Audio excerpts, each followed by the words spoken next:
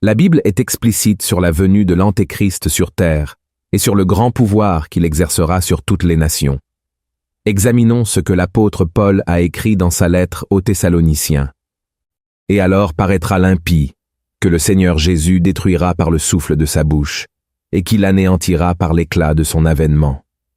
L'apparition de cet impie se fera par la puissance de Satan, avec toutes sortes de miracles, de signes et de prodiges mensongers, et avec toutes les séductions de l'iniquité, pour ceux qui périssent, parce qu'ils n'ont pas reçu l'amour de la vérité pour être sauvés. » De plus, la Bible nous montre que l'Antéchrist aura également des pouvoirs surnaturels.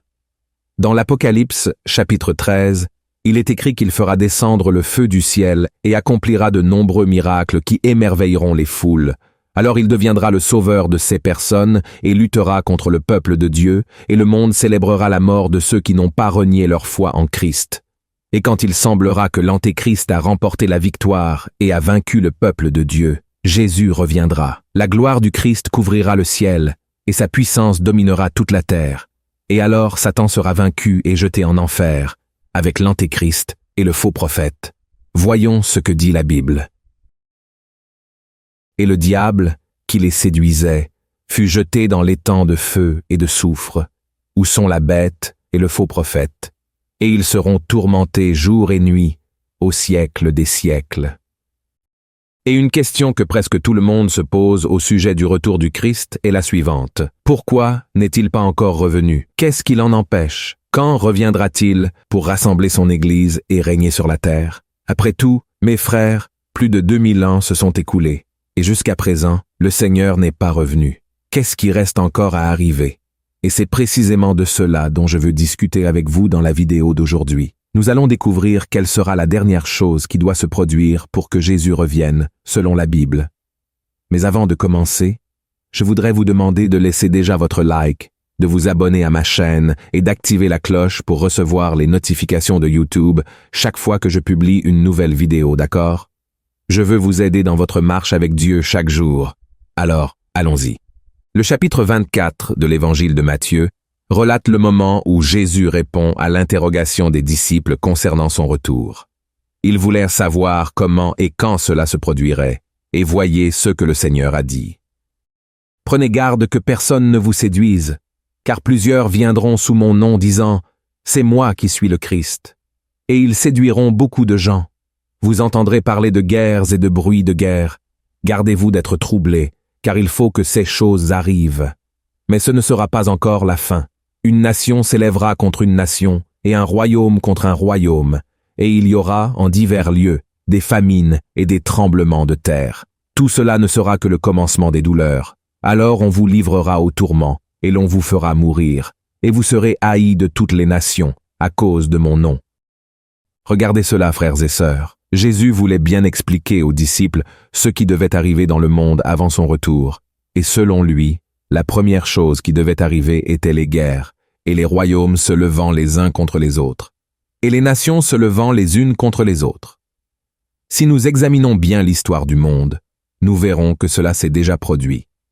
Par exemple, vers le XIe siècle, des royaumes se sont levés les uns contre les autres pendant les croisades, des expéditions militaires organisées par les catholiques d'Europe occidentale, ayant initialement pour objectif de reconquérir des lieux saints pour les chrétiens tels que le Saint-Sépulcre à Jérusalem. Cette région était un lieu de pèlerinage pour les catholiques, mais les croisades ont été compliquées après que les peuples islamiques ont conquis cette région. Les croisades étaient également une lutte entre chrétiens et musulmans, entraînant la mort de centaines de milliers de personnes. La prophétie des nations contre les nations s'est également réalisée, surtout au siècle dernier, avec la Première et la Seconde Guerre mondiale, la guerre du Vietnam, du Golfe, d'Irak, entre tant d'autres. Et même aujourd'hui, nous avons des guerres dans le monde entier. En résumé, cela s'est déjà produit. Le deuxième point de la prophétie de Jésus qui attire beaucoup notre attention se trouve au verset 9 de Matthieu, chapitre 24, où le Seigneur a déclaré que les chrétiens seraient persécutés et tués, haïs par toutes les nations à cause de son nom. Et réfléchissez bien, frères et sœurs, cela s'est également réalisé. Cela s'est réalisé avec les disciples qui ont été tués à cause de Christ, et cela se réalise aujourd'hui avec des croyants torturés et tués à cause de leur foi dans divers pays du monde. De plus, nous, chrétiens, avons été victimes de haine de ceux qui pensent différemment de nous. Nous sommes haïs et jugés par une société dominée par le malin qui ne respecte pas la parole du Seigneur. Le troisième point prophétique de Jésus, concernant son retour, se trouve dans la suite du texte de Matthieu 24. Il a dit « Ce qui suit. Alors aussi, plusieurs succomberont, et ils se trahiront, se haïront les uns les autres. Plusieurs faux prophètes s'élèveront, et ils séduiront beaucoup de gens. Et parce que l'iniquité se sera accrue, la charité du plus grand nombre se refroidira. Et cela, frères et sœurs, nous le voyons aussi aujourd'hui, avec combien de personnes que vous connaissez ont abandonné leur foi. J'en connais plusieurs, malheureusement. Et avez-vous remarqué combien il y a tant de personnes qui parlent mal les unes des autres, qui se haïssent, qui souhaitent le mal? Et cela se produit aussi, frères et sœurs, au sein des églises. Donc, nous vivons une époque où le manque d'amour est très grand. L'amour se refroidit dans la plupart des cœurs, et nous devons être vigilants à cet égard. En ce qui concerne les faux prophètes, combien d'hommes et de femmes qui prétendent être des messagers de Dieu, en réalité, déforment la parole du Seigneur pour leur propre bénéfice. Les églises, la télévision, Internet regorge de trompeurs et d'exploiteurs de la foi. Autrement dit, tout cela s'est déjà produit également, en réalité. Mais maintenant, quelle est la prochaine chose qui doit arriver jusqu'au retour de Christ? La réponse peut être trouvée au verset 14 de Matthieu, chapitre 24. Lisons ensemble ce que Jésus a dit. Cette bonne nouvelle du royaume sera prêchée dans le monde entier, pour servir de témoignage à toutes les nations. Alors viendra la fin. Frères et sœurs, la fin des temps ne commencera pas immédiatement après les guerres et les tremblements de terre.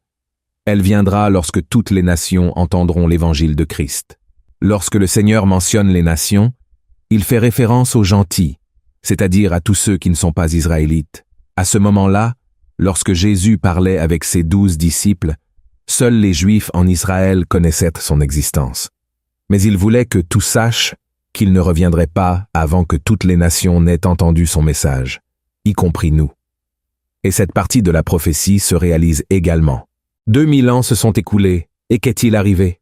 La Bible, qui est la parole de Dieu, est devenue le livre le plus lu au monde, et l'histoire de Jésus et de ses apôtres continue à vivre jusqu'à aujourd'hui, de plus en plus connue de personnes du monde entier, y compris dans les nations où le christianisme est condamné.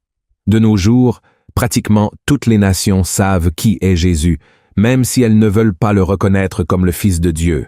Et cela se produit, mes frères, grâce à Internet et aux réseaux sociaux. Il suffit d'un ordinateur ou d'un téléphone connecté à Internet pour que le message de Dieu parvienne à quelqu'un de l'autre côté du monde.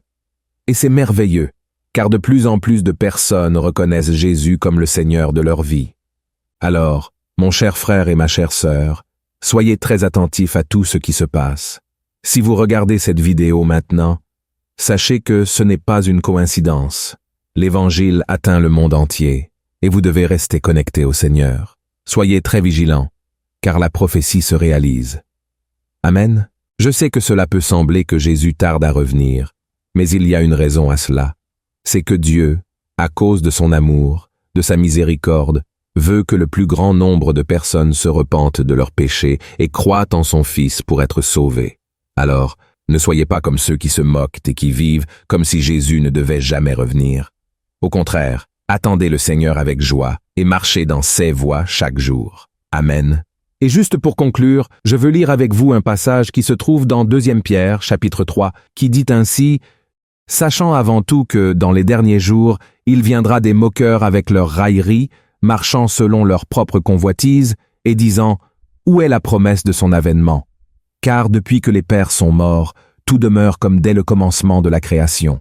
Ils veulent ignorer, en effet, que des cieux existèrent autrefois par la parole de Dieu, de même qu'une terre tirée de l'eau est formée au moyen de l'eau, et que par ces choses le monde d'alors périt, submergé par l'eau, tandis que, par la même parole, les cieux et la terre d'à présent sont gardés et réservés pour le feu, pour le jour du jugement et de la ruine des hommes impies. Mais il est une chose, bien-aimée, que vous ne devez pas ignorer, c'est que, devant le Seigneur, un jour est comme 1000 ans, et 1000 ans sont comme un jour. Le Seigneur ne tarde pas dans l'accomplissement de la promesse, comme quelques-uns le croient. Mais il use de patience envers vous, ne voulant pas qu'aucun périsse, mais voulant que tous arrivent à la repentance. Amen. Si vous avez apprécié ce message, veuillez le partager avec vos amis, votre famille et dans les groupes WhatsApp de la famille. Propageons la parole de Dieu et préparons-nous pour le retour de Jésus. Que Dieu vous bénisse. Une grande étreinte.